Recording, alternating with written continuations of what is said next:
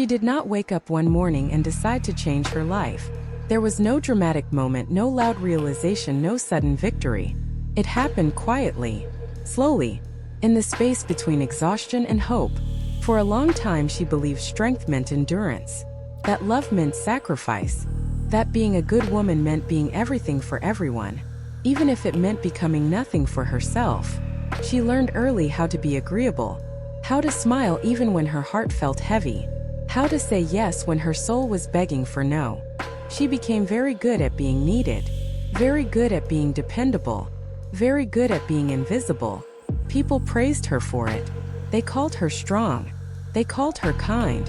They called her selfless. And she believed that this was what a good life looked like. But inside something was slowly fading, not all at once, just enough that she noticed the quiet ache, the feeling that she was living a life that did not quite belong to her.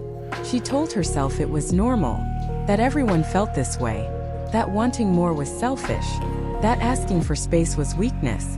So she kept going, giving more, trying harder, loving deeper, hoping that one day it would feel like enough. But the more she gave, the more empty she became.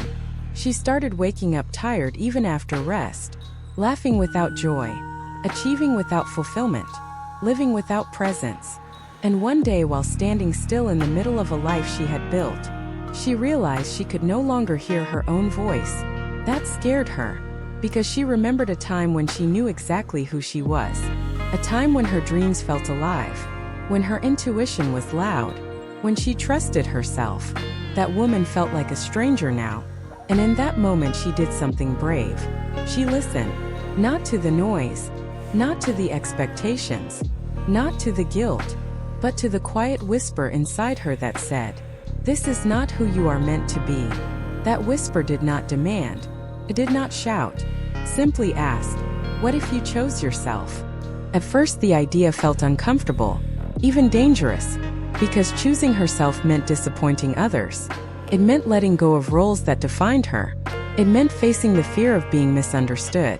She was afraid, not of failure, but of being judged, of being called difficult, of being labeled selfish. But something inside her was more tired than afraid. So she started small.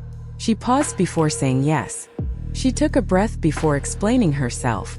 She allowed silence where she used to overgive. And the world did not end. People questioned her. Some pulled away. Some resisted the change. Some no longer benefited from her self-abandonment. And that hurt. But in that pain she found clarity. She saw which connections were rooted in love, and which were rooted in convenience. She learned that being chosen by everyone was not the same as choosing herself. The more she honored her truth, the more grounded she felt, the more present she became, the more alive she felt. She stopped apologizing for having needs. She stopped shrinking her dreams to fit into small spaces.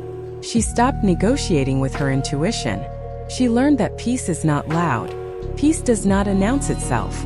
Peace feels like exhaling after holding your breath for years. She began to understand that boundaries are not rejection. They are protection. That rest is not laziness. It is restoration. That saying no is not cruelty. It is clarity. And with every boundary she set, with every truth she spoke, with every choice she made for herself, she felt herself returning, not becoming someone new, but remembering who she had always been. There were moments of doubt, nights where loneliness crept in, days where old habits tried to pull her back. But she reminded herself, growth often feels like loss before it feels like freedom. She learned to sit with discomfort, to trust the process, to believe that alignment sometimes requires distance. She began to trust her intuition again, that inner compass that never left her, only waited patiently to be heard. She stopped asking others what she should do. She stopped outsourcing her decisions. She learned that wisdom lives inside stillness, and stillness became her sanctuary. In quiet moments she discovered how deeply she had been carrying the weight of expectations, how long she had been performing instead of living, how often she had silenced herself to be accepted. Choosing herself did not make her cold. It made her honest. It did not make her unkind. It made her clear. She became softer with herself, more forgiving, more compassionate.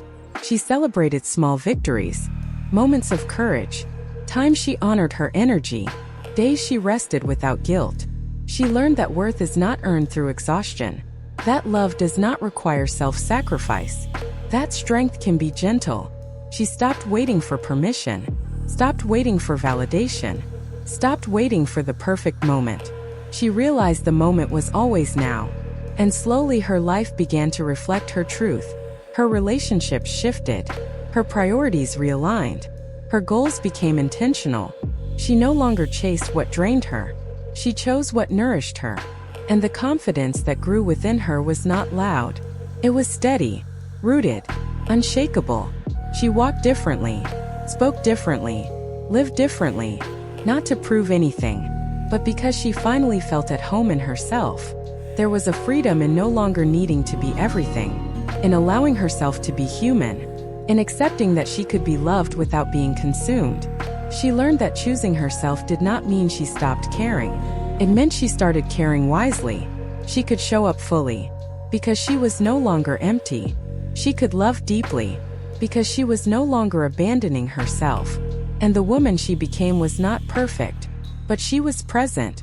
She understood that life would still bring challenges, that fear would still appear, that doubt would still visit, but she trusted herself now, and trust changes everything. Choosing herself was not a destination, it was a daily practice, a choice she made again and again, even when it felt hard, especially when it felt hard.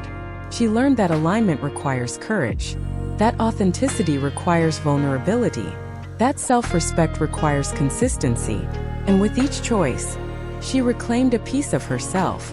She did not become fearless. She became brave. She did not stop caring. She stopped compromising her soul.